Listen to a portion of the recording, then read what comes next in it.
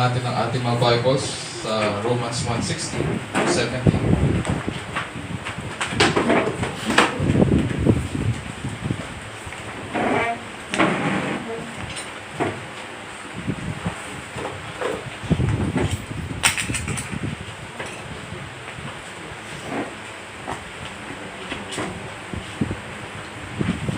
Okay.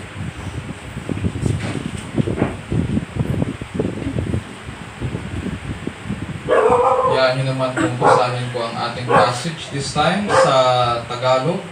At ganito po ang sinasabi. Romans 1:16 to 17.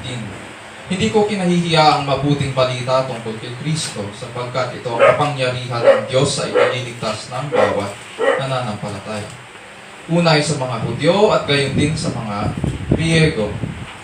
Verse 17, inihahayag nito na ang pagpapawalang sala ng Diyos sa mga tao ay nagsisimula sa pananampalataya at nagiging ganap sa pamamagitan ng pananampalataya.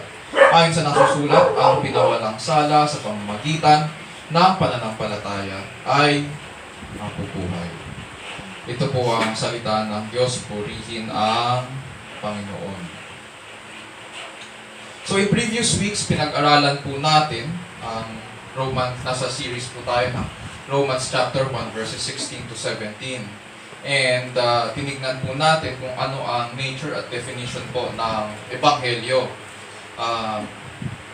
Noong first week na ating pinag-aaralan itong Romans 1:16, tinanong natin ano ba ang Ebanghelyo? Sinagot ito ng scripture sa atin na ito ang kapangyarihan ng Diyos sa ikaliligtas ng bawat nananampalataya. And then we asked, bakit ba mahalaga ang Ebanghelyo? Especially sa ating mga Christians, sa ating mga sumusunod kay Kristo.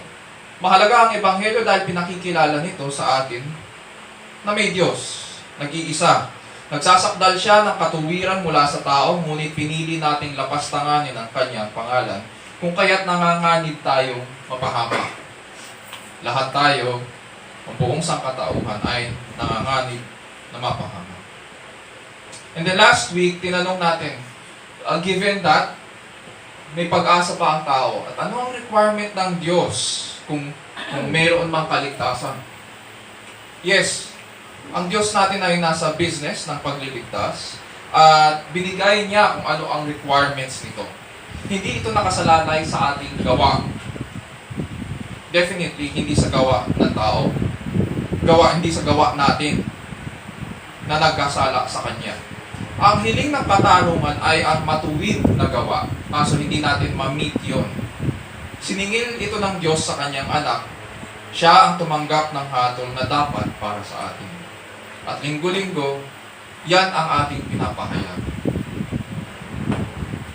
Yan ang maririnig niyo po sa atin. Yan ang maririnig niyo po sa introduction ng singing natin. Yan din po ang maririnig po natin sa ating presider. Week after week after week. And so brothers, sisters, and friends, as we gather around God's Word today, my prayer is that ma-appreciate po natin sa kabila ng ating mga kalikuan ang katapatan at kagandahang loob ng Diyos. Panalangin ko po na matagpuan po natin siya sa Kanyang salita at makilala siyang matuwid at maawain upang makatugon tayo ng maayos sa pagsamba sa harapan ng Diyos habang nabubuhay sa ilalim ng kapangyarihan ng Diyos at para sa kalwalhatian ng ating dakilang Diyos. Ang passage na ito, itong Romans 1:16 to 17, ay isang thesis statement ng buong aklat. Pwedeng natin sabihin na, so ano ang tema ngayon?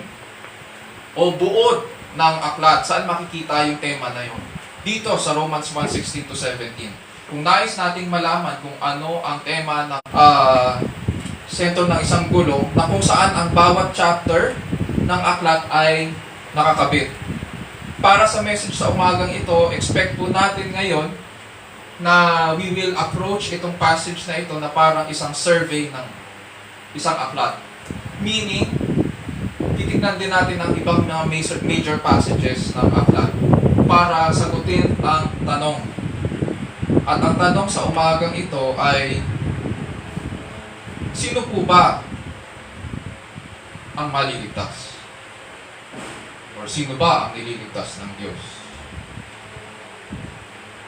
Who are the objects of the grace of salvation? This leads us now doon sa verse 16. Sinasabi po dyan, "For I am not ashamed of the gospel, for it is the power of God for salvation to everyone who believes." Dito pinapaliwanag ni Apostol Pablo kung para kanino ang kaligtasan at ano ang katangian nila.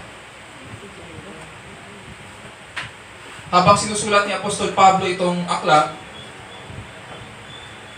itong liham para sa mga believers in Rome, kasalukuyang nagkakagulo yung church doon. Nag-aaway ang mga Hudyo at ang mga Hentil, at iisa lang po ang tanong sa kanilang isipan.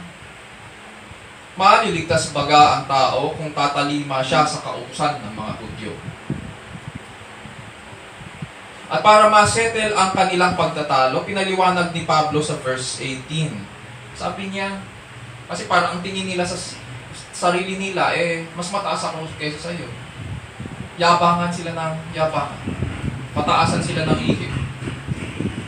Yet nasa loob sila ng church. So para ma-settle sila, ang sinagot ni Pablo sa kanila sa chapter 1, verse 18, "Ang puot ng Diyos ay nangahayag mula sa langit laban sa lahat ng kasamaan at kalikuan ng mga tao." At pinag-aralan natin ito. At sinagot natin na hindi ito kasaysayan ng mga nasa labas. Rather, kasaysayan po ito, itong tinutukoy ni Apostol Pablo from Romans chapter 1, verse 18, papunta sa verse 32, kasaysayan po ito ng sangkatauhan. Kasama po tayo doon. Sa mga katuwid, lahat ng tao'y nagkasala at mananagot sa Diyos. Lahat. At dahil lahat tayo ay nagkasala, isa lang ang kailangan natin. At isa lang din ang tanong sa isipan natin.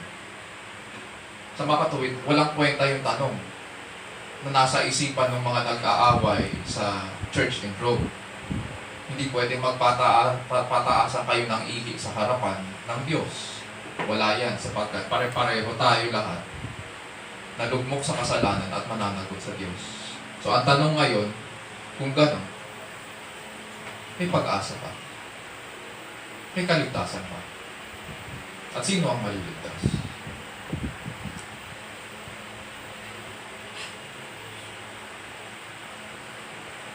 Yun yung kailangan natin. And that is why merong good news. The Lord knows we need good news. We need to hear the good news. I need to hear the good news. You need to hear the good news. All of us need to hear the good news. All of us. Pati ang ating mga kapitbahay sa labas, kailangan nila ito. Pati ang ating mga mahal sa buhay, kailangan nila ito. Kahit na isip nila, hindi nila kailangan. In the wisdom of God and His love for all of mankind, alam niya, kailangan natin ng magandang balita. But is the gospel the power of God for salvation to everyone? Is it the power of God for salvation to everyone? Pakinggan natin muli ang passage. Sabi dyan, it is the power of God for salvation to everyone who believes. Ano po ang sagot? Is the gospel the power of God for salvation to everyone? Ang sagot po ay no. The gospel is not salvation for everyone. The gospel is the power of God for salvation to everyone who believes. Ganito po yan. Ang katangian ng tunay na pananampalataya, or dito in this sense sa passage, ang ginamit po na salita ay for everyone who believes. Yung salitang believes. Or sa original language, dapat ang pagkakaintindi natin sa believes ay believing, sapagkat ito po ay verb active participle ang form. It started at some point sa buhay ng believer and it continues in the present. Nagpapatuloy siya. Believing. Therefore, ang pananampalataya, ito ngayon ang katangian ng pananampalataya. Ito ay nagtitiwala, ito ay nananalig kay Kristo at sa kanyang gawa. Buong puso nitong kinikilala ang kaloob ng kaligtasan. Tinatanggap ito at nagpapatuloy sa pagtiwala hanggang huli. Sa makatuwid, ang tunay na nananampalataya ay nananatili sa pananampalataya hanggang huli. At the same time, alam natin na hindi lahat ay, kaya nga natin sinasabi that the gospel is not salvation for everyone. Because alam natin, hindi lahat ay tatanggapin ng Ebanghelyo. But the command is there. The command is there for us to preach. The command is there, the invitation is there for everyone to hear the gospel. For us to preach it.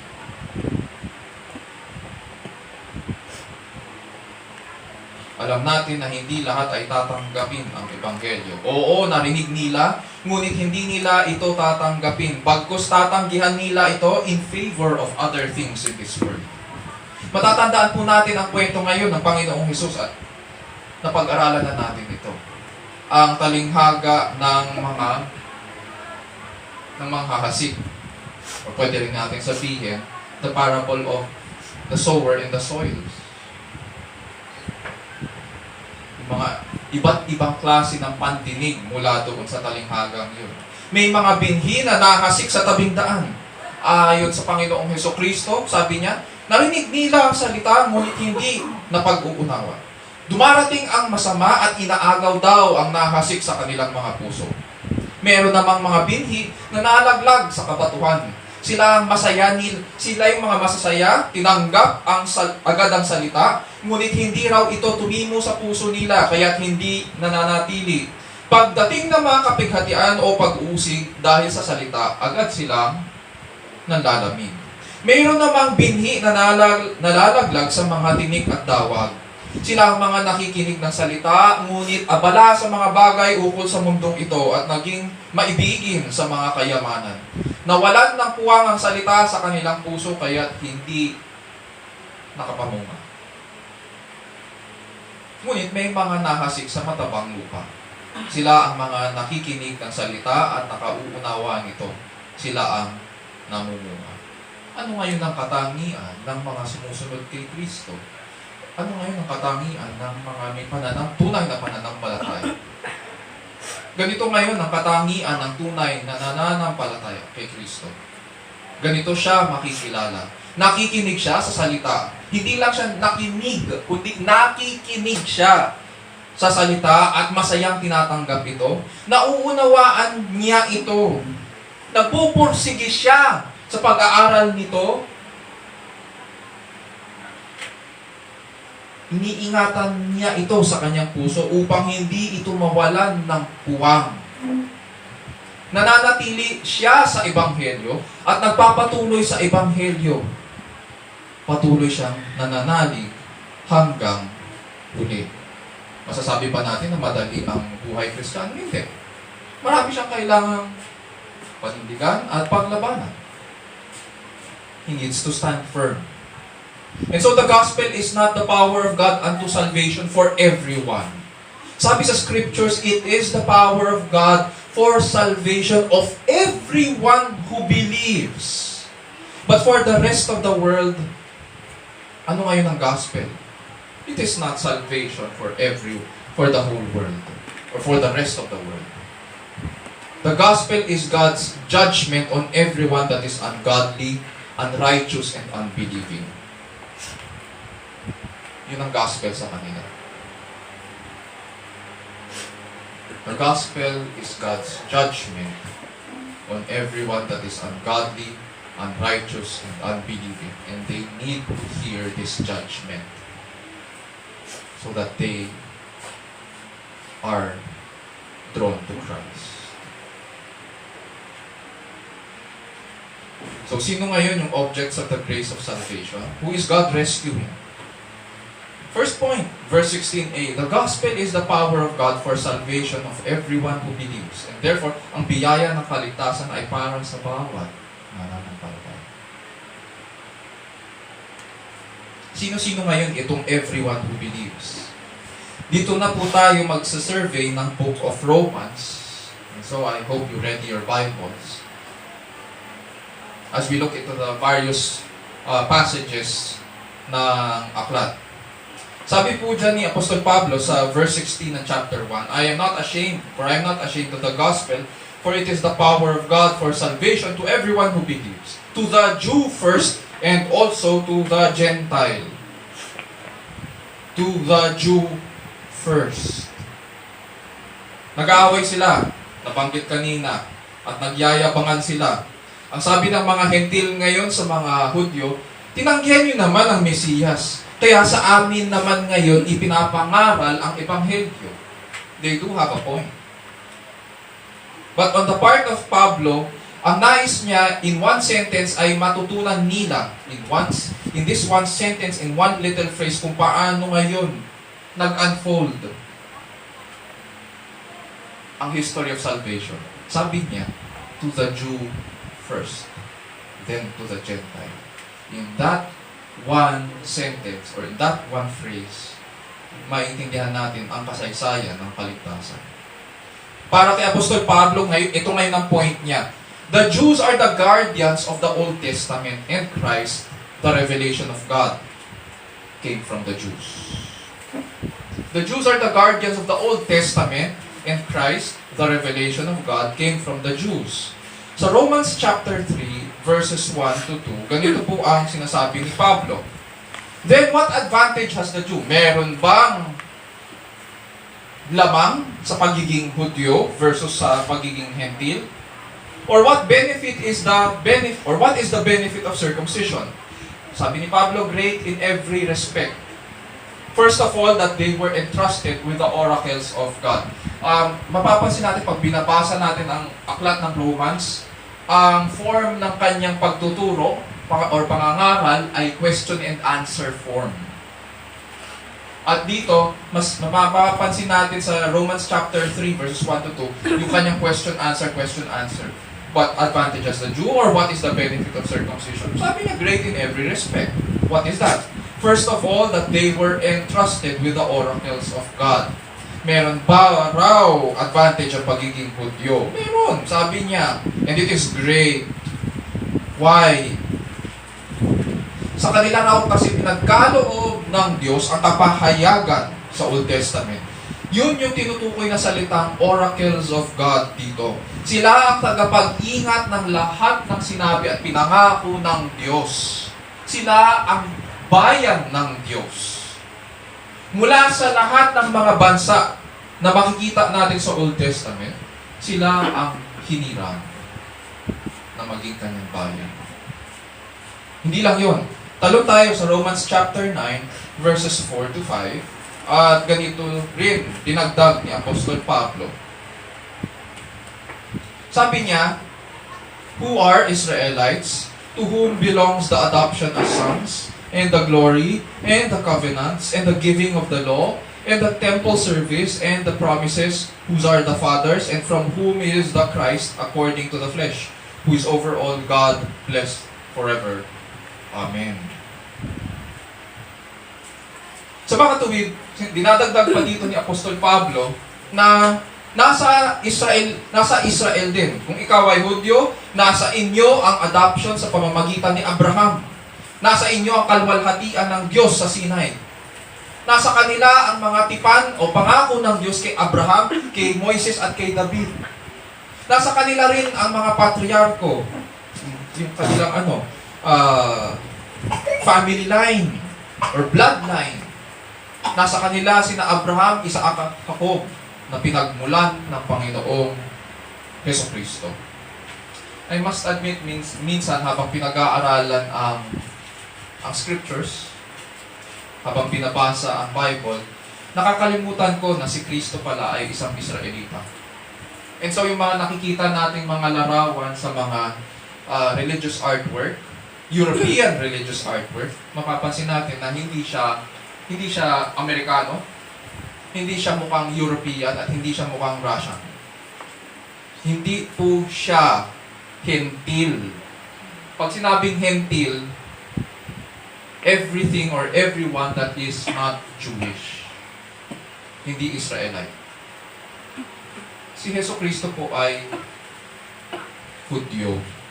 Siya po ay Israelite. It says in Romans 9 na si Kristo po ay nagmula sa mga patriarko. So if Christ is a Jewish man, my Savior is a Jew?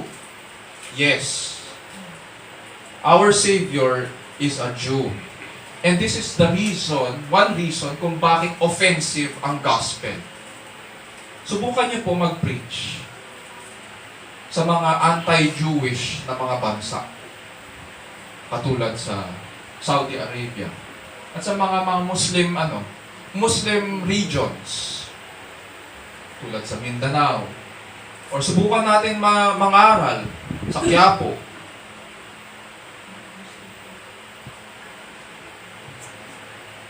Our Savior is a Jewish man. We are saved because of a Jewish man who fulfilled all the law of Israel. Ang pinatutukuyan natin dito ay yung pagiging tao ni Jesucristo. Hindi ko sinasabi na tao lang siya. Sinasabi ko, siya, ang pinag-uusapan natin ay yung kanyang pagiging tao. He is God, man. Very God and very man. And in His being man, He fulfilled all the law of Israel. He is a Jew.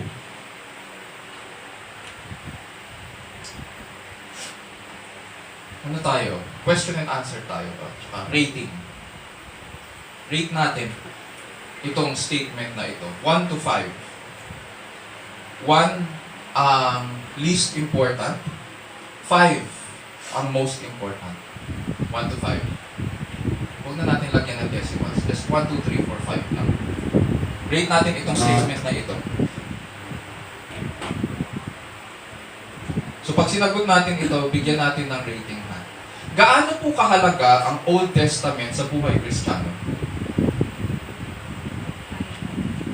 1, may magtataas ng kamay. 1, wala. 2, wala. 3, wala. 4, wala. 5, taas ang kamay. Ang ginamit ni Kristo para ipahayag ang Ebanghelyo nung panahon nila at ipaalala ang mga pangako ng Diyos sa Israel ay ang lumang tipan. Hindi bagong tipan. Wala pang bagong tipan nung panahon nila. Noong nagturo siya sa isang sinagoga sa Capernaum at sinabi niya sa lahat, "Today this scripture has been fulfilled in your hearing." Ang pinatutukuyan niya ay ang passage sa Isaiah na nasa Old Testament. At pinatutukuyan niya na na-fulfill ito sa pagdating niya. He was pointing them to Himself.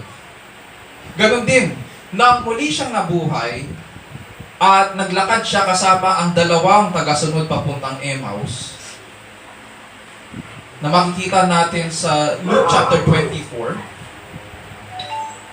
The passage tells us na nag-Bible study sila sa daan.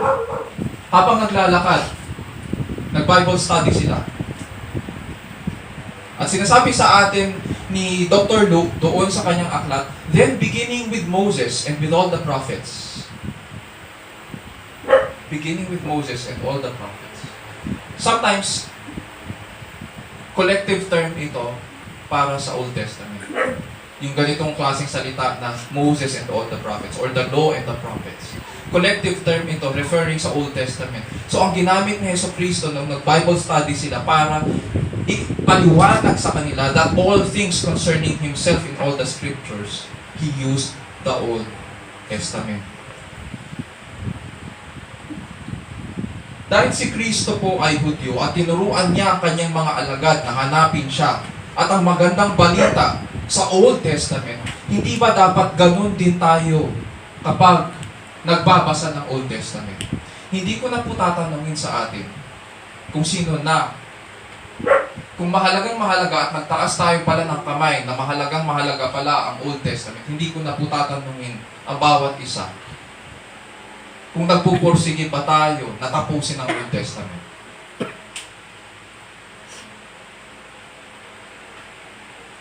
Bagkus dapat nating maintindihan.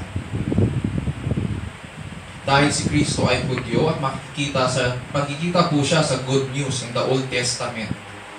At ganun yung pamamaraan ng pag-Bible study niya sa kanyang mga alagad. Then we need to read the Old Testament from which Christ preached about Himself. And it should be a delight to us. It should be a delight to us. So sino po itong everyone who believes? Sa verse 16b, sila yung mga Hudyo. To the Jew first, the first partakers of God's promise and calling. To the Jew first, the first partakers of God's promise and calling. So, unay sa Hudyo sapagkat sila ang unang nakatanggap ng pangako at pagkatawag mula sa Diyos. And then sa verse 16b, mababasa natin, and also to the Greek. So, sino pa yung isang kasama dito sa everyone who believes? Hindi lamang Hudyo. And also to the Greek, so that we would learn humility. Notice, to the Jew first, the first partakers of God's promise and calling. And then yung isa, also to the Greek, so that tayong lahat, so that we would learn humility. At gayon din sa mga Griego upang matutunan natin magpakumbaba.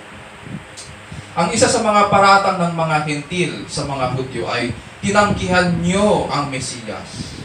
At bilang isang mangangaral, si Pablo ngayon nais niyang itama ang pagmamataas ng mga Griegong mananampalataya laban sa mga Jewish Christian brothers nila. Kaya tinanong niya, ano ngayon ang pinagkaiba niyo sa kanila? Yamang pareho lang naman kayo, or lahat tayo ay nagkasala sa harapan ng Diyos. So ano yung pinagyayabang natin? Ganito ngayon ang paliwanag ni Pablo sa Romans 11:11 to 18 para i-address yung kayabangan ng mga Hentil. Romans 11:11 to 18, ganito po ang sinabi niya. Ito naman ang tanong ko ngayon. Ang pagkatisod ba nila ay upang sila ay tuluyan ng mabuwal? Pinatutukuyan niya ang Israel kasi nga tinanggihan nila ang Mesiyas.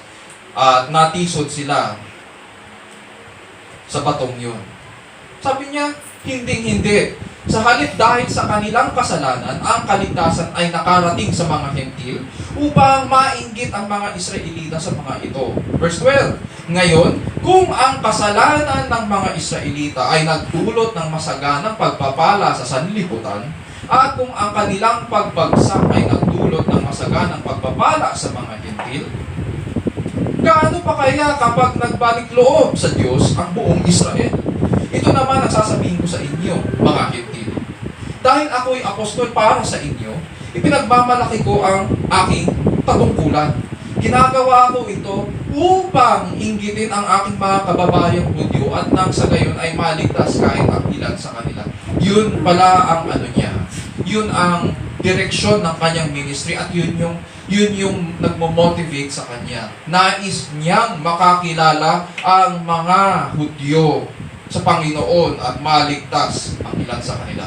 Verse 15, kung ang pagtatakwil sa kanila ay naging daan upang ipagkasundo sa Diyos ang sanlibutan, ang muling pagtanggap sa kanila ng Diyos ay matutulad sa muling pagkabuhay ng patay. Oo nga naman. Kung banal ang unang tinapay mula sa masa ng harina, gayon din ang buong masa. At kung ang ugat ng punong kahoy ay banal, gayon din ang mga sanga nito. O nga naman, kung pinutol ang ilang sanga ng punong olibo at ikaw na sanga ng olibong ligaw. Stop tayo dyan. Bilang Hentil, tayo ay mula sa olibong ligaw at dinugtong sa puno upang makabahagi sa buhay na nanggagaling sa ugat ng punong ito. Kinabit lang. Dinugtong lang. Therefore, ano daw? Verse 18, huwag kang magmalaki sa mga sangang pinutol. Alalahanin mong hindi ikaw ang bumubuhay sa mga ugat.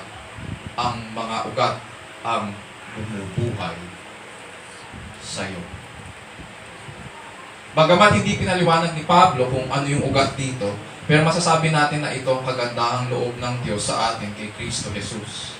Sapagkat ito ang nagsusuporta at nagbibigay buhay sa buong puno ng olibo. Especially sa atin ng mga tinugtong. Tinanggihan man ng Israel ang Mesiyas, wala tayong maipagmamalaki sapagkat lahat tayo ay nagkasala laban sa Diyos. Tayong mga hintil ay ikinabit lang sa punong olibo. Kaya mag-iingat po tayo sa ating attitude towards Israel din. Ganun pa man, nakakilala po tayo sa Panginoon. And so, who are the objects of the grace of salvation? Para kanino ang biyaya ng kaligtasan? The gospel is the power of God for salvation of everyone who believes. At sino-sino itong everyone who believes? To the Jew first, the first partakers of God's promise and calling. Mga Hudyo na nananampalataya kay Kristo. At pangalawa, also to the Greek, so that we would learn humility. Mga kapatid at kaibigan, the gospel is not just about our individual salvation. Karaniwan ang nangyayari sa ating pag humaharap tayo, nag-worship tayo sa Panginoon, or pag pinag-uusapan natin ang salvation, ang reference natin ay ang ating sarili. Pag pinag-uusapan, basta ako nakakilala ako sa Panginoon, wala na akong pakialam sa kanila. Basta ako may accountability sa Panginoon. More often than not, ganyan ang ating attitude. But then, when we look at the scriptures, makikita natin na that is not the case. It is not about me, myself, and I. God is gathering for His Son a people. Christ is gathering a people for Himself. Sabi nga niya nung bumaba siya, di ba? He will also gather a sheep that is not of this fold. Ang tinutukoy niya doon ay ang mga Hentil.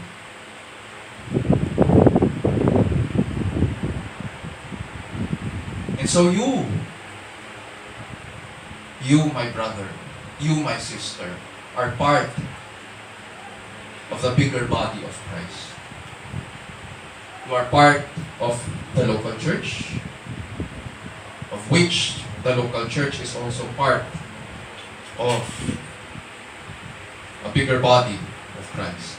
At dahil sa katubusan ni Kristo, binili niya ang bawat isa sa atin at tayo'y naging bahagi ng mas malaking katawan.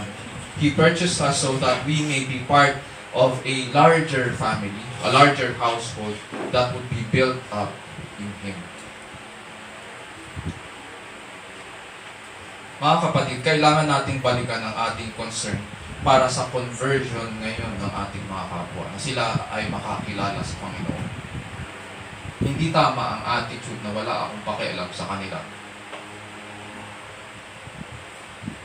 Pare-pareho lang tayo, tinawag ayon sa biyaya ng Diyos, ayon sa Kanyang kagandahang loob.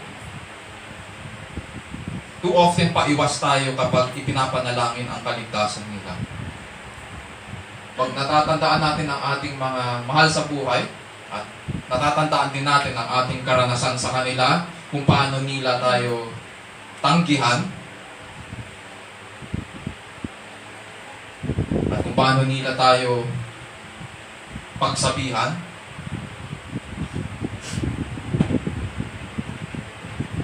ganito ang nagiging panalangin natin tuloy sa Panginoon. Lord, may you raise up men and women to proclaim the good news of salvation. Ayaw natin na nandun tayo. Naniniwala tayo na tayo ay kay Kristo. Naniniwala tayo na tinubos niya tayo. Naniniwala tayo na binayaran niya ang ating kasalanan. Pero pagdating sa pagpapahayag ng Ebanghelyo, ayaw nating mahirapan tayo. Ayaw natin na murahin tayo ng ating mga mahal sa buhay, alang-alang kay Kristo. Nananalangin pa tayo, Lord, may you raise up men and women so that they would come to know you.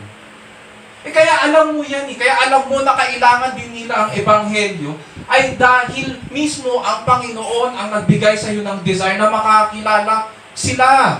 At dahil alam mo na yan ang Panginoon, ikaw ang pinapadala niya sa kanila. Gawin naman natin ang ating tungkulin.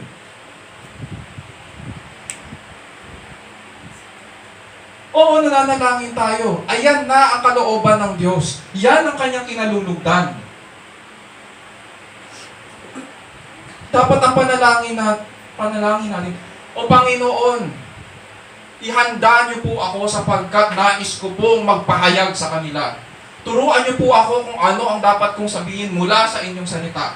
Nawa ako ang inyong maging bibig para makita nila ang kanilang pangangailangan ng isang tagapagligtas. Nawa kilalanin po nila na kayo ang Panginoon ng lahat at kayo ang namumuno sa lahat. Sapagkat darating ang araw na ang bawat isa ay mananagot sa harapan ng Diyos.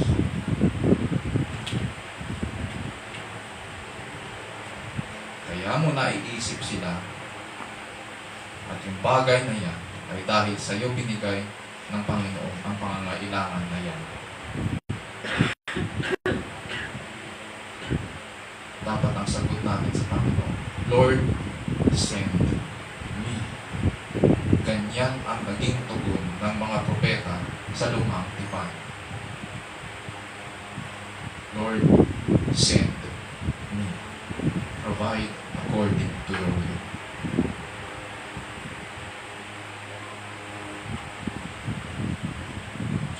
Pangalawa, kailangan natin mag-participate sa pagbubuhat ng kabigatan ng ating kapwa mananampalataya. Ito, pag-usapan naman natin ang church. Because the gospel is the power of God for salvation to everyone who believes. Huwag po tayong papayag na tangayin tayo ng mga makasariling agos ng ating mga pita. Dapat lang na mayroong accountability sa loob ng church.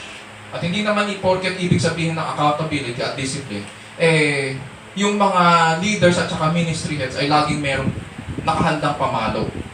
Hindi yun ang ibig sabihin. May pakialam tayo sa bawat isa. Magkakapatid tayo sa Panginoon sa anong kwenta kong kapatid kung hahayaan na lang kitang mapariwara. Anong silbi ko? Tinawag mo pa ako at tinuturing mo akong kapatid tapos wala pala akong pakialam. Hindi pwede yun. Sa loob ng church may mga accountabilities. And so hindi natin pwedeng hayaan ng isa't isa, lalo na pag nakikita natin sa katigasan ng ating mga ulo, ay napapariwara tayo.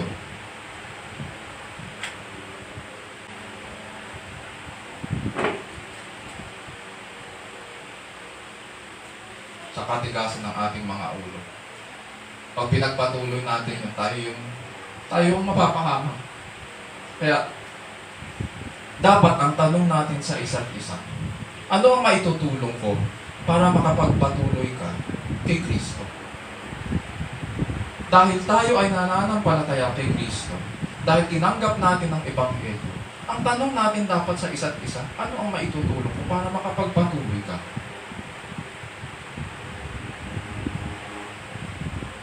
Sa ganitong paraan, nakikita ng mga nasa labas ang bunga ng Ebanghelyo ni Kristo sa ating mga buhay. At hindi tayo nagiging kaitisuran. Sa panahon natin ngayon, it is considered arrogant to preach gospel to the Jews. Studying the Bible, makikita natin that God has only one plan of salvation, hindi dalawa. Iisa lang yan. Iisa lang ang kasaysayan ng kaligtasan. Iisa lang ang plano ng kaligtasan. Let's rethink how we do evangelism today. Pag tinignan natin si Pablo sa kanyang pag-evangelize, sa kanyang missions, pag pupunta siya sa isang lugar, inaalam niya kung mayroong mga Hudyo doon. At hinahanda niya ang kanyang sarili para magpahayag ukol sa Panginoong Jesucristo. Therefore, kung meron tayong mga kakilalang Hudyo, may mga kaibigan tayong Hudyo, ipanalangin natin na makapag-minister din tayo sa kanila. Huwag rin po natin kalimutan ang ating mga kapatid sa pananampalataya na naglilingkod din sa mga Muslim areas at sa mga Arab countries para maiparating nila ang Ebanghelyo. dapat makarinig. Mga kapatid at kaibigan, there is hope for you and me. There is hope in Christ. Because the gospel is the power of God for salvation to every believer. To the Jew first and also to the Greek. Because in it, in this gospel, in this beautiful and sweet gospel, the righteousness of God is revealed. May you find your strength to continue in Christ as you struggle in the faith and make sense of the pressures in your life. Isa puso po natin ang mga bagay na ito, iukol po natin ang ating sarili sa Panginoon. Tayo na lang.